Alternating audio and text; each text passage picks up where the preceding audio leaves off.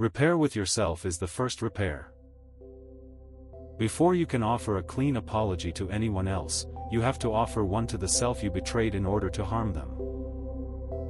Most people skip this step. They go directly to the external repair and wonder why the internal weight remains. The internal weight is the self that is still waiting for you to acknowledge you were not proud of what you did.